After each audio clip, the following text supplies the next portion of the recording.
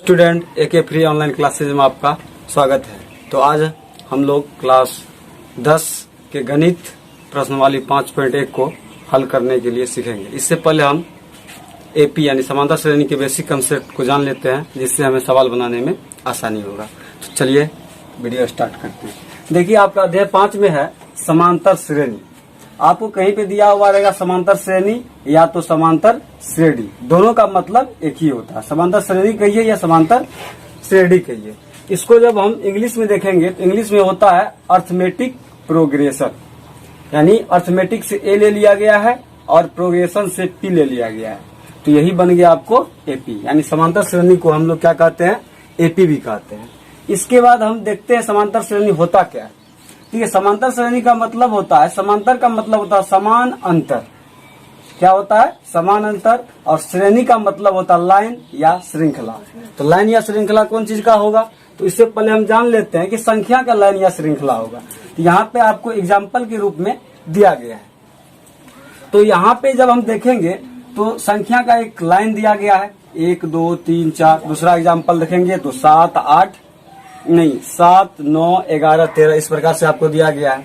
जब इसमें हम देखेंगे तो आप बीच का गैप को देखिए। तो 1 से 2 तक जाने में कितना का अंतर है? 1 का। फिर 2 से 3 तक जाने में 1 का। 3 से 4 तक जाने में कितना होता है? 1 का अंतर होता है। जब इसके बारे में हम देखेंगे तो बीच का देख रहे सारे का अंतर क्या हो रहा है? समान हो रहा है। तो ये आपका समांतर श्रेणी में है।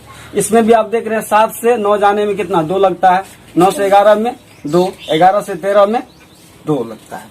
तो इसका बीच का गैप क्या देख रहे हैं? समान देख रहे हैं। तो ये भी क्या है? आपको समांतर श्रेणी में है। तो इसको जो अब हम क्या करेंगे, आगे सवाल बनाएंगे तो इसमें इसको इस प्रकार से नहीं बनाया जाएगा, इसलिए हम देख लेते हैं। देखिए, यहाँ पे ये पहला वाला जो पद है इसको हम पद करते हैं। प्रत्येक संख्या को हम लोग क्या कहते हैं? पद कहते हैं। तो पहला वाला संख्या को हम लोग कहते हैं प्रथम पद। क्या कहते हैं? प्रथम पद कहते हैं। तो ये जो आपको प्रथम पद हुआ इसको हम लोग A1 से इंडिकेट कर सकते हैं। इसी प्रकार आप आगे देख सकते हैं, दूसरा पद है 2 है, तो इसको आप A2 कह सकते हैं। तो A1 आपको हो गया कितना? 1, A2 हो गया आपको 2। इसी प्रकार तीसरा पद देखेंगे तो A3 हो जाएगा आपको। कितना हो जाएगा? 3। इसी प्रकार आप चौथा पद देखिएगा तो आपको क्या हो जाएगा? 4। इसी प्रकार आपको आगे तक जाते रहेगा। तो ये पहला पद को हम लोग क्या कहते हैं? A1, दूसरा को A2, तीसरा को A3, चौथा को A4। इस प्रकार जितना पद आते रहेगा और उस प्रकार होते ही रहेगा। इसके बाद हम एक चीज देखेंगे, ये होता क्या है? सार्व अंतर। अगला चीज हम समझेंगे सार्व अंतर, जिसको हम लोग इंग्लिश में कहते हैं कॉमन डिफरेंस। सार्व अंतर को हम लोग क्या कहते हैं? कॉमन डिफरेंस, जिसको हम लोग डी से इंडिकेट करते हैं। तो कहने का मतलब दो पदों के बीच में 1 से 2 तक जाने में कितना का अंतर है, यही आपको क्या कहलाता है? सार्व अंतर कहलाता है। तो अगर हम क्या 1 से 2 का अंतर निकालेंगे तो इसको हम लोग D1 से इंडिकेट करेंगे। तो D1 निकालने के लिए आप क्या कीजिएगा? 2 में से 1 को घटाइएगा तो कितना? 1 आएगा। तो दूसरा पद को हम लोग क्या कहते हैं? A2। और पहला पद को क्या कहते हैं? A1। A2 माइनस A1 आपको D1 निकलता है। इसलिए A2 कितना है? 2 और A1 कितना? 1 है। तो आपका हो गया 1। इसी प्रकार आप इसको हम मिटा देते हैं। तो आगे देखिए, इसके बाद हम D2 निकालेंगे। इस 2 पदों में जब अंतर निकालेंगे हम तो कितना होगा? 3 में से 2 घटा देंगे, इसका भी 1 आ रहा है। यानी D2 निकालने के लिए आप तीसरा पद में से दूसरा पद को घटा सकते हैं। तीसरा पद आपको क्या है? A3 minus A2। तो तीसरा पद 3 है, तो 3 में से हम क्या करेंगे? 2 को घटा देंगे तो आपका 1 आ गया। इसका इसी प्रकार हम अगर हम D3 भी निकालना चाहेंगे तो D3 भी निकाल सकते हैं। D3 निकालने के लिए हम क्या करेंगे? A4 में से A3 को घटा देंगे, यानी चौथा पद में से तीसरा पद को घटा देंगे। तो आपको चौथा पद है 4 और तीसरा पद है 3। तो इसका भी अंतर आपको क्या आ रहा है? 1 आ रहा है। इस प्रकार आप इशारे में देखते हैं तो क्या आता है आपको? D1 बराबर आ रहा है D2 बराबर आ रहा है D3 ये हो रहा है, यानी सबका अंतर बीच का क्या हो रहा है? सेम हो रहा है। D सबका इक्वल हो रहा है। इसको कह सकते हैं अतः यह क्या है? AP है। अतः यह AP है। अगर इस बात को समझ गए तो अब हम एक्सरसाइज 5.1 को देखें। प्रश्नवाली 5.1 का प्रश्न संख्या 1। इसमें इस प्रश्न में कह रहा है आपको जो क्वेश्चन दिया गया है ये AP में है या नहीं है।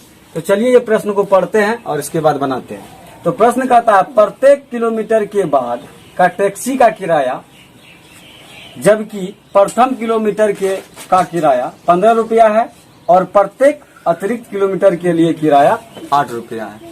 तो कैसे इसको बनाएंगे? देखिए आपका प्रश्न क्या कर रहा है। मान के चलिए आपका कोई एक स्थान ये है और आपको कहीं दूसरी जगह जाना है। तो मान के चलिए कहीं बीच का दूरी आपको कुछ भी हो सकता है, 50 किलोमीटर मान लीजिए कुछ भी दूरी है, एक जगह से आपको दूसरी जगह जाना है।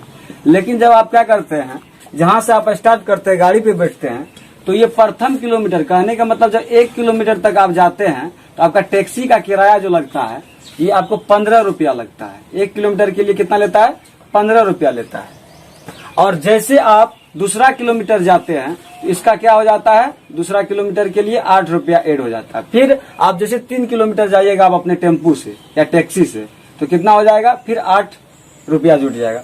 फिर अगला जाइएगा 1 किलोमीटर, फिर 8 रुपया जुट जाएगा।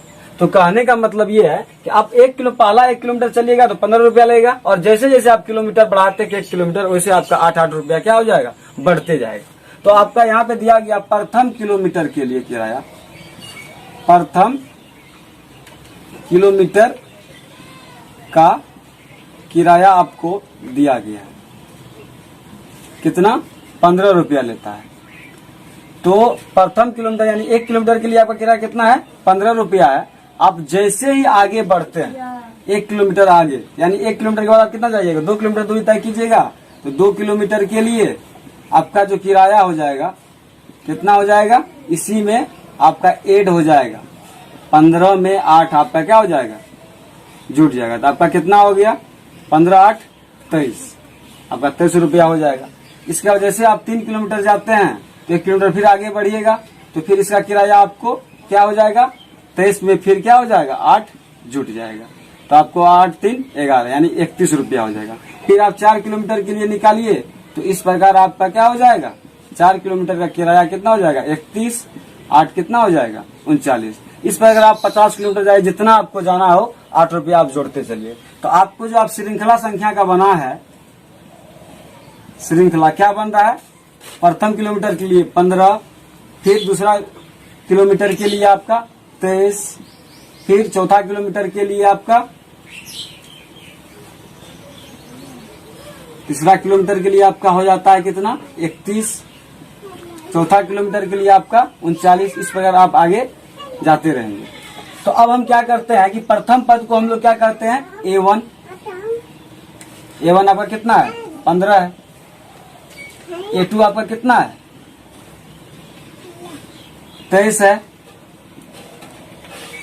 A3 आपका कितना है? 31 है। और A4 आपका कितना है? 39 है। तो अगर आप सबका डिफरेंस, अगर बीच का अंतर सेम हो रहा तो ये AP में है, नहीं तो नहीं है। तो आप पहले D1 निकाल लीजिए। आपको इससे पहले हम बता चुके हैं, D1 निकालने के लिए आप क्या करते हैं? A2 में से A1 को घटा लेते हैं। तो A2 आपका कितना है? 23। A2 कितना आपका? 23। उसमें A1 को घटा लीजिए तो आपका आ गया कितना? 8। इसी प्रकार आप D2 निकाल लीजिए। D2 निकालिएगा तो A3 माइनस A2। A3 आपका कितना है? 31। 31 में से आप क्या करते हैं? 23 को घटा दीजिए। 31 में यानी A3 माइनस A2। A2 कितना आपका? 23। घटाइएगा तो भी आपका कितना आ रहा है? 8 आ रहा है। यानी आप D1 भी निकाल रहे हैं, कितना? 8 आ रहा है। D2 भी 8 आ रहा है। आप D3 भी निकाल सकते हैं। D3 भी निकालिएगा तो आपको क्या होगा? D3 मतलब A4 माइनस A3। A4 आपका कितना? 39, और उनमें से 31 को घटा लीजिए तो आपका ये भी कितना आ रहा? 8 आ रहा है। इस प्रकार आप देख सकते हैं कि आपका चूंकि D1 का मान भी 8 आया है, D2 का मान भी 8 आया है, और D3 का मान भी 8 आया, यानी प्रत्येक का डिफरेंस बीच का सेम है। तो अतः इसको हम कह सकते हैं, अतः यह AP में है। हमें उम्मीद है कि आपको ये वीडियो समझ में आ गया होगा।